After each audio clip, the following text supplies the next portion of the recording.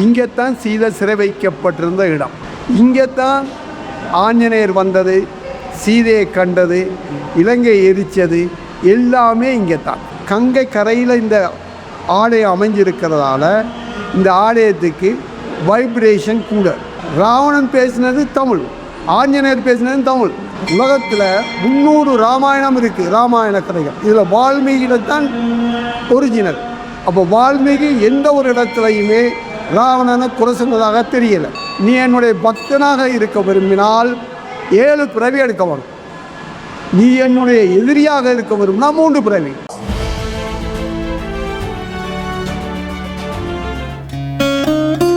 Hi guys, welcome to my YouTube channel. This is money talks. நான் எங்கே இருக்கேன்னா ஸ்ரீலங்காவில் நியூரலில் இருக்கேன். நியூரலில் அதுவும் எங்கே இருக்கேன் அப்படின்னு பார்த்தீங்க அப்படின்னா சீதை அம்மாவோட ஆலயம் இருக்குது.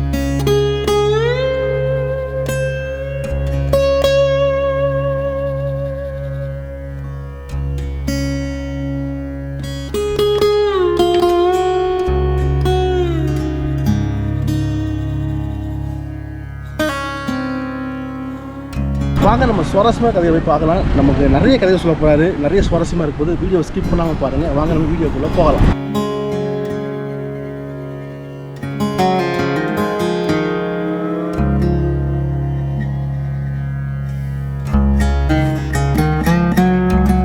நூறுலியா சீத்தாளியில் இருக்க சீதையம்மன் ஆலயத்துக்கு வந்திருக்கீங்க.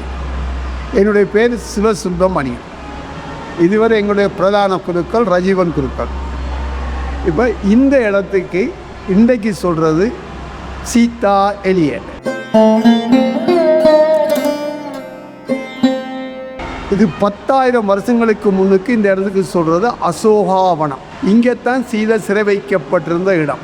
அப்போ சீதா எலியன்னா சீதை வெளிச்சத்துக்கு வந்த இடம் அல்லது சூரியனை கண்ட இடம் என்று பொருள்படும். சீதையை ராவணன் கடத்திக்கிட்டு வந்து கிட்டத்தட்ட 11 மாதங்கள் குகையில் வச்சுருந்தார். வித்தியை ஒவ்வொரு குகையாக மாறி மாறி கடைசியாக தான் இங்கே வந்தது. அப்போ இந்த இடத்துல அவங்க 1 மாத காலம் சிறை வைக்கப்பட்டிருந்தாங்க. அப்போ இந்த இடத்துல தான் அவங்க சூரியனை கண்ட இடம் அல்லது வெளிச்சத்துக்கு வந்த இடம்னு பொருள்படும். அதால் இந்த இடத்துக்கு சொல்கிறது சீதா எலியட். இங்கே தான் ஆஞ்சநேயர் வந்தது, சீதையை கண்டது, இலங்கை எரித்தது எல்லாமே இங்கே தான். இந்த ஆலயத்துக்கு பின்புறம் ஓடுற அந்த ஆறுக்கு பேர் சீதை ஆறு. இதில் கீழே பார்த்தீங்கன்னா ஆஞ்சநேயர் பாதம் இருக்குது. அந்த ஆஞ்சநேயர் பாதத்திலேருந்து தென்கிழக்கு பக்கத்தில் யோசிச்சு பார்த்தீங்கன்னா அங்கே ஒரு மலை இருக்குது. அந்த மலையை பார்த்தீங்கன்னா அது ஆஞ்சநேயர் முகம் மாதிரி இருக்குது. குறிப்பாக எந்த ஒரு பர்வதத்தை பார்த்தாலும் அதில் ஏதோ ஒரு உருவம் தெரியும். இந்த மலையை பார்த்தீங்கன்னா ஆஞ்சநேயருடைய முகம் தெரியும். அப்போ இலங்கையில் சீதைக்கான ஒரே ஒரு ஆலயம் இந்த ஆலயம் மட்டும்தான் உலகத்தில் என்று சொல்லலாம். ஆனால் உங்களோட இந்தியாவில் உத்தரப்பிரதேசத்தில் ஒரு ரிமோட் ஏரியாவில் ஒரு ஆலயம் இருக்குது, சின்ன ஆலயம். It's wet not well known. அதால் நாங்கள் சொல்கிறது இலங்கையில் மட்டும்னு சொல்கிறோம். இன்றைக்கு இலங்கையில் ராவணனுக்கு ஆலயங்கள் இல்லை. அந்த காலத்தில் இருந்தது, இப்போ இல்லை. என்ன காரணம்னா இலங்கையில் இல்லை. அதில் அந்த இருந்த ஆலயங்களும் பௌத்த ஆலயங்களாக மாற்றப்பட்டது. மற்றும்படி இலங்கையில் ராவனுடைய கோட்டை இருக்குது. அதுக்கு பேர் இன்றைக்கு காசியப்பண்ட சீக்கிரியன்னு சொல்கிறது. அந்த காலத்தில் அதுக்கு சொல்கிறது சிவகிரி. ராவனுடைய பேரன்னா தாத்தா புலஸ்திய மாமுனிவர் பயன்படுத்தினது. அதுக்கு பிறகு குபேரன் பயன்படுத்தினார். குபேரன்ட்டு ராவன் பிடிங்கிட்டார். அதுக்கு சொல்கிறது இன்றைக்கு சீக்கிரியன்னு சொல்கிறது. அதுதான் இன்றைக்கு ராவணன் இருக்குது. மற்றும்படி ராவணனுக்குரிய எதுவுமே இல்லை. உங்களோட தமிழ்நாட்டில் மதுரை மாவட்டம், திருநெல்வேலி மாவட்டத்தில் இருக்க சங்கரன் கோயில். அந்த சங்கரன் கோயிலுக்கு பக்கத்தில் இருக்கிற கோயிலுக்கு பேர், ஊருக்கு பேர் கரிபலம் வந்த நல்லூரண்டு. அந்த ஊரில் இருக்கு பால்வண்ண நாதன் ஒரு சிவன் கோயில். அந்த கோயிலில் ராவணன் எழுதிய 23 மருத்துவ நூல்கள் பாதுகாக்கப்பட்டிருக்கிறதா சொல்கிறாங்க. அப்போ இன்றைக்கு அந்த கோயில் சங்கரன் கோயில் நிர்வாகத்துக்கு கீழே வந்திருக்கு. அப்போ ராவணன் என்னடா மருத்துவ நூல் எழுதினாரான்னு யோசித்தீங்கன்னா, ராவனுடைய தந்தை இப்போ தாத்தா புலஸ்திய மாமுனிவர் சிறந்த மருத்துவர், ராவனுடைய தந்தை சிரவசி முனிவரும் ஒரு சிறந்த மருத்துவர்.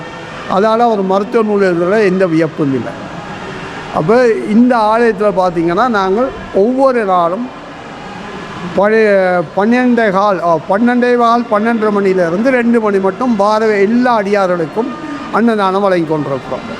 இந்த கோயில் வந்து தனியார் ஒரு ட்ரஸ்டிக்கு கீழே இயங்குது. இதன் தலைவராக டாக்டர் ராதாகிருஷ்ணன் இருக்கிறார். இந்த ஏரியா எல்லாம் அசோகவனம் வந்து காட்டுறதுக்கு தான் வச்சுருக்கிறோம். அதில் பார்த்திங்கன்னா அந்த இடத்துல பார்த்திங்கன்னா அந்த ஆறு ஓடுது சீதை, அதுக்கு தான் அந்த ஆறுக்கு பேர் சீதை ஆறுன்னு சொல்கிறது. அது இப்போ வந்து கொஞ்சம் கொஞ்சமாக நாங்கள் அதை என்ன சொல்கிறது முன்னேற்றி கொண்டு போகிறோம்.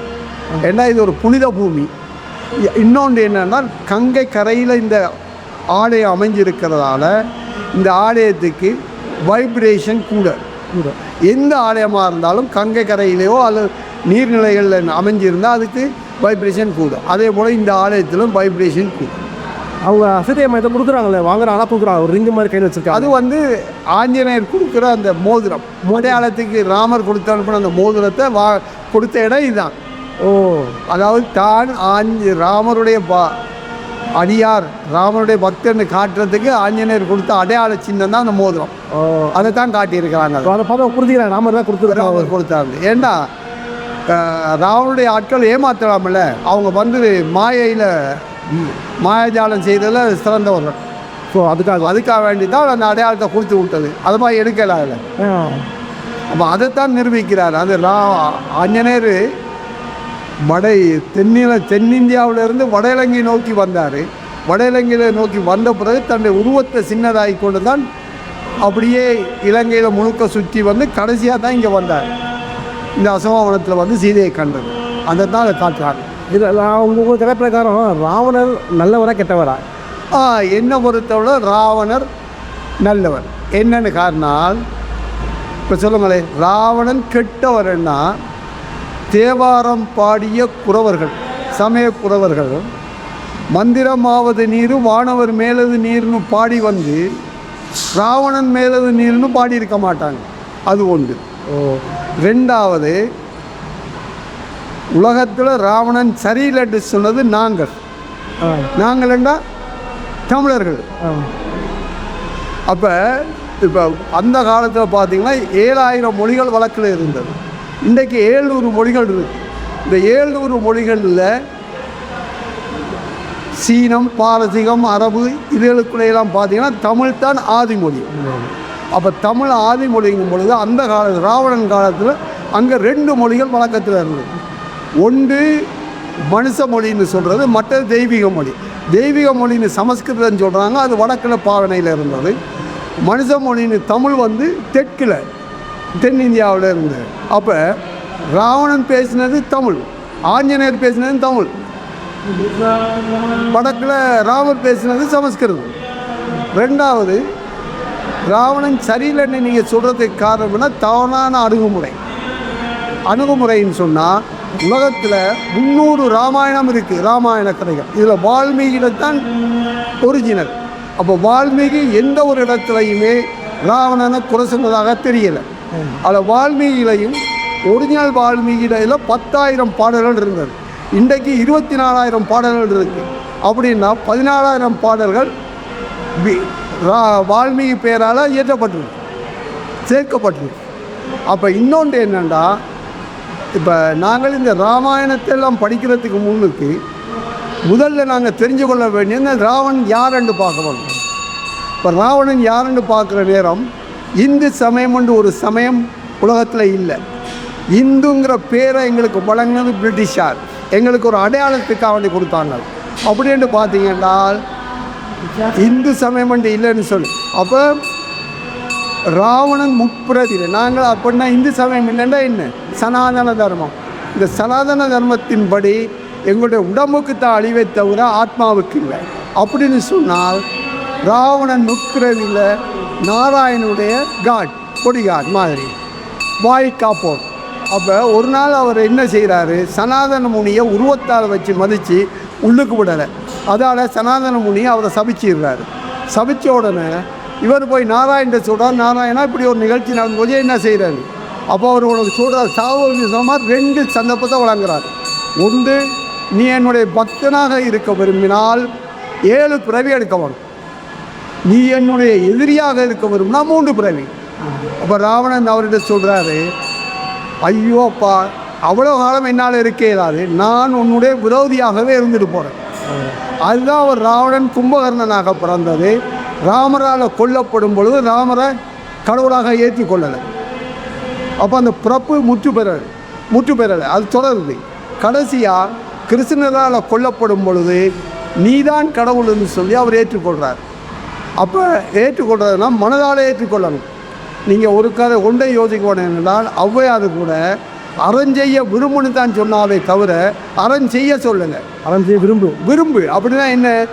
மனதால் ஒன்றுபடணும். ஒரு காரியம் செய்யும் பொழுது உங்கள் மனம் அதோடு ஒன்றுபட்டு மனதால் நீங்கள் அதை ஏற்றுக்கொள்ள வேண்டும். அப்படி நீங்கள் இறைவனிடம் மனதால் ஒன்றுபட்டு மனதால் ஏற்றுக்கொண்டு உங்களோட பிரச்சனைகளை நீங்கள் மன்னிப்பு கோரினால், சரணாகதி அடைஞ்சால் உங்களோட பிறப்பு முற்று பெறும். இல்லாட்டி மீண்டும் மீண்டும் பிறப்பீங்க. அப்படி பார்த்தா ராவணன் வில்லனாக மாறினது நாராயணனுக்கு சேவை செய்கிறதுக்கு. அப்போ நீங்கள் எப்படி சரியில்லைன்னு சொல்லணும்? அது வருங்க. அப்போ இன்னொன்று என்னன்னு பார்த்தீங்கன்னா, ராவணன்ட்ட எந்த விதமான கெட்ட எண்ணமும் இருந்தாக தெரியல. அப்படி ஒரு எண்ணம் இருந்திருந்தால் சீதைக்கு பாதுகாவலாக திரிசடையை நியமிச்சிருக்க மாட்டார். திரிசடைங்கிறது விபீஷனுடைய மகள்னா தனக்கு மகள் தான். என்றால் ராவணன் சிறந்த சிவபக்தன், சிறந்த ஆட்சியாளர், அதில் எந்த வித மாற்று கருத்தும் இல்லை. அடுத்து அதனால் ராவணன் காலத்தில் இலங்கையில் 5 ஈஸ்வரங்கள் இருந்தது. அதில் ஒரு ஈஸ்வரன் தெண்டீஸ்வரம்னு தெற்கில் அது போர்த்துகீசரால் அழிக்கப்பட்டுட்டு மற்ற ஈஸ்வரங்கள் இலங்கையில் இருக்குது இன்னைக்கு. இது ஒரு சிவபூமி. இப்போது இன்னொருத்தர் மனைவியை கடத்திட்டு வர்றது தவறு தானே? அது பழிவாங்கணுங்க. இதுதான் சொன்னேனே, இது என்ன, ராவணன் விரோதியாக மாறினதே ராவணனுக்கு சேவை செய்கிறதுக்காக. அப்போ இது விதியின் விளையாட்டு. அப்போ அது அவர் தன்னுடைய சகோதரின்னு சொல்லி அது ஒரு சந்தர்ப்பமாக பயன்படுத்தி அவர் கடத்திக்கிட்டு வந்துட்டார். ஓகே. இதெல்லாம் இறைவனுடைய விளையாட்டு. எல்லாம் அவன் அறிவான். என்னென்னா, உலகத்தில் நல்லது கெட்டது 2 பக்கமும் இருக்குது. 2 பக்கமும் பார்த்து சமநிலையில் இருக்க வேணும். அப்படி பார்த்தோம்னா ராவணன் கெட்டவர் இல்லை, நல்லவர். இதுதான் என்னுடைய ஐடியா, என்னுடைய தனிப்பட்ட கருத்தே தான்.